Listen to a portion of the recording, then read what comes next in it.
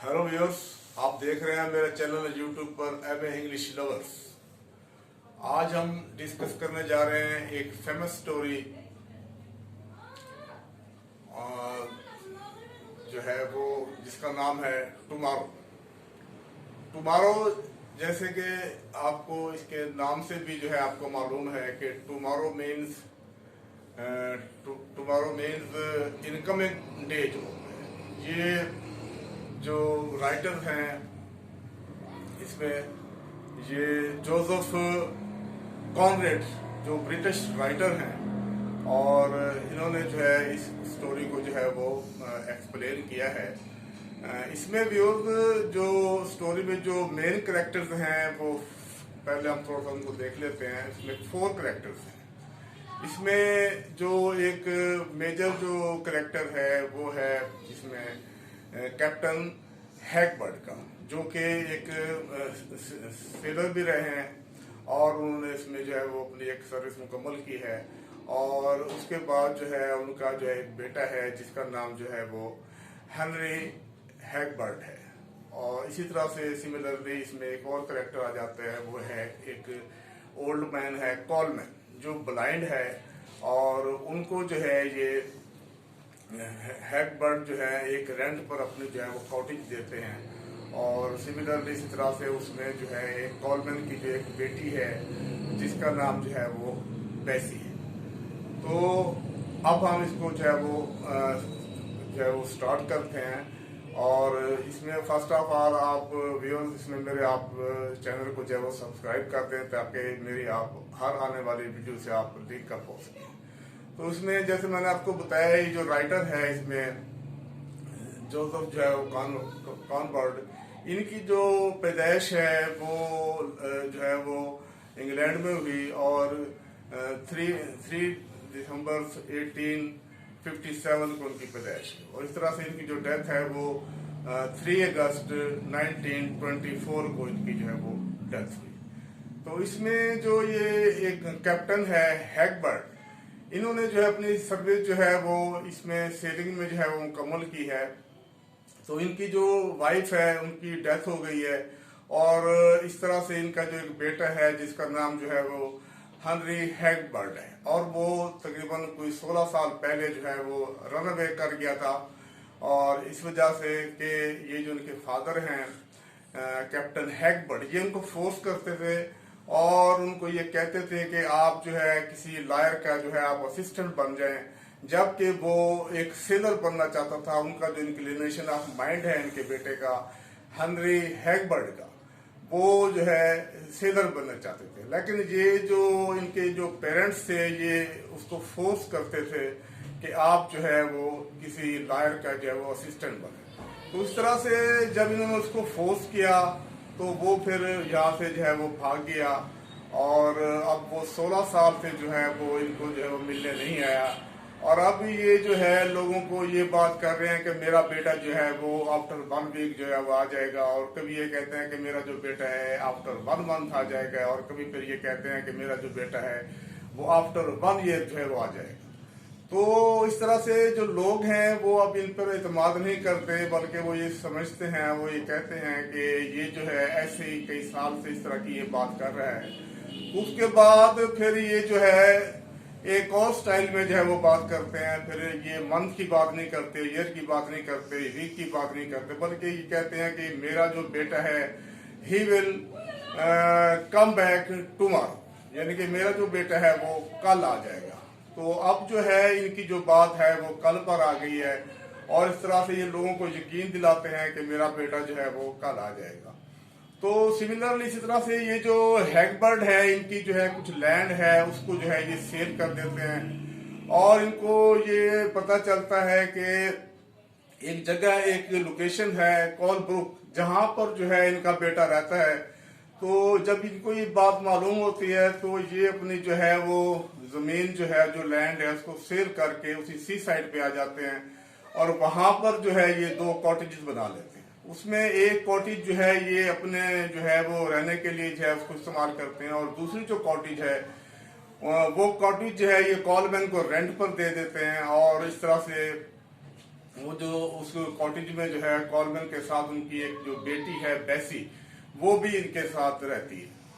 तो इसी तरह सिमिलरली ये उसमें अपनी थोड़ी सी न्यूज में भी अपना न्यूज़पेपर में भी ये उसमें जो है ये बताते हैं या खबर देते हैं, इस तरह से ये कुछ पोस्टर भी छपाते हैं और उसमें ये बताते हैं कि अगर किसी को मेरे बेटे के बारे में मालूम है तो वो जो है उनकी हेल्प करें और उनके पास जो है वो उनको भेज दे। तो इस तरह से ये वहां पर उस कॉटेज में जो है वो रहना शुरू कर देता है और दूसरी कॉटेज में जो है वो कॉलमैन जो एक ब्लाइंड है, एक ओल्ड मैन है, वो भी अपनी बेटी बैसी के साथ रहता है। तो इस तरह से जो बैसी है वो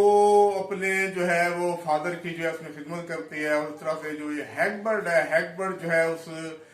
लड़की को जो है ये बहुत अच्छा समझता है बैसी को, और ये समझता है कि ये लड़की जो है बहुत जो है ओबीडियंट है, अपने फादर की खिदमत करती है, उनका काम करती है।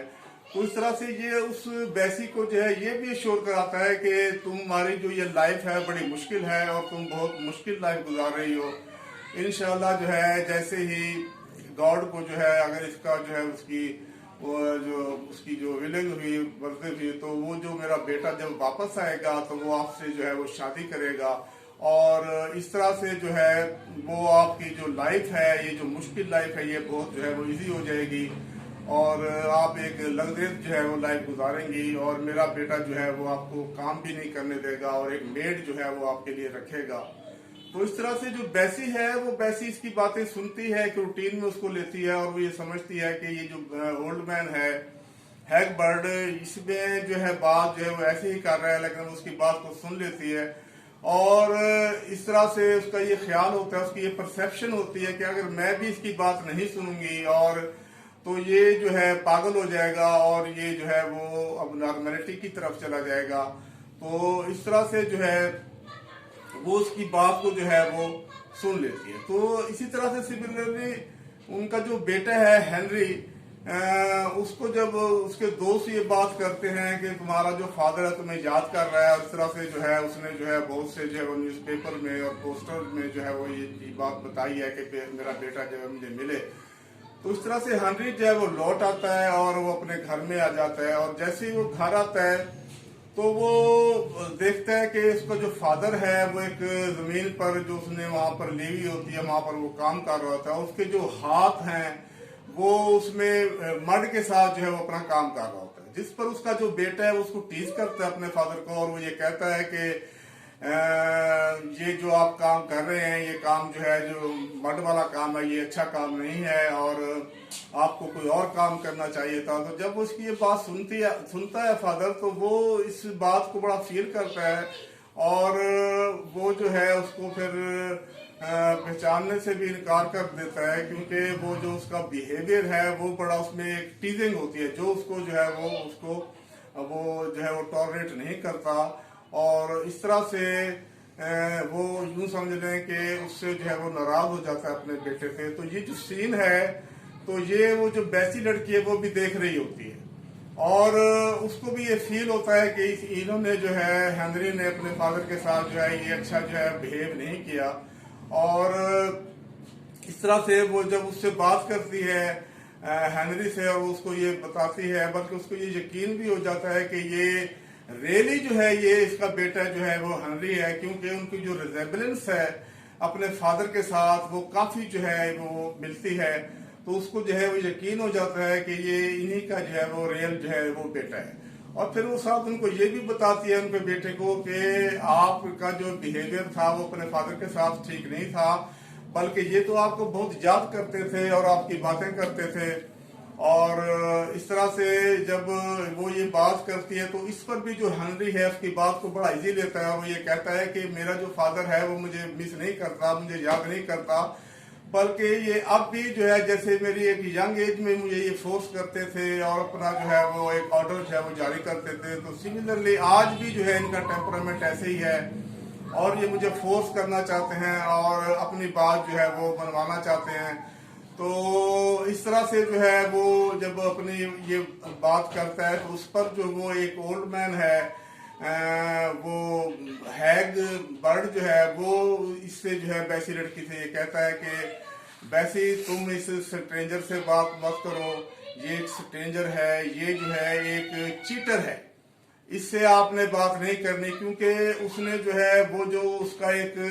बिहेवियर था अपने फादर के साथ, वो उसको फील कर लेता है, तो वो उसको भी जो है वो मना करता है बेसी को। लेकिन इन स्पाइट ऑफ दिस वो जो बेसी है वो भी उसके साथ उसकी अंडरस्टैंडिंग जो है वो नहीं हो सकती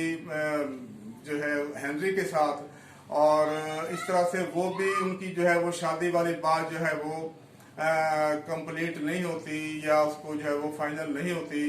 जिस पर जो है वो हेनरी जो है वो अब उसको पैसे को ये कहता है कि मैंने अब वापस जाना है और मेरे पास ट्रेन का टिकट नहीं है, ट्रेन के टिकट के पैसे नहीं है। तो इस पर जो बैसी है वो उसकी हेल्प करती है, उसको ट्रेन की जो है वो ट्रेन के लिए उसको वो पैसे देती है।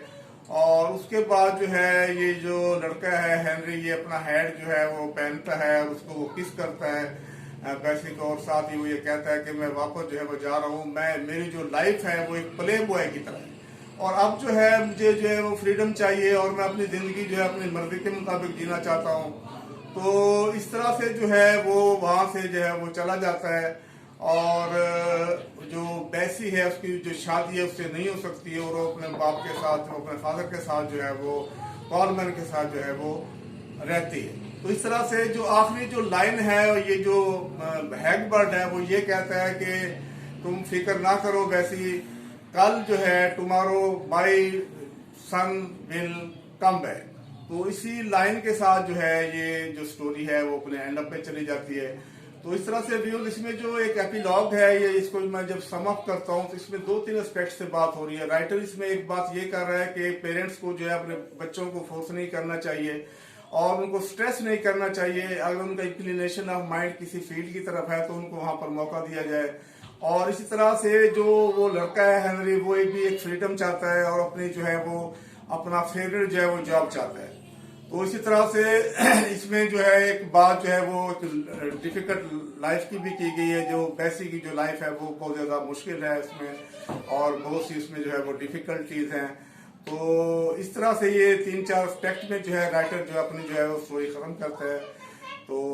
Have a nice day, see you again.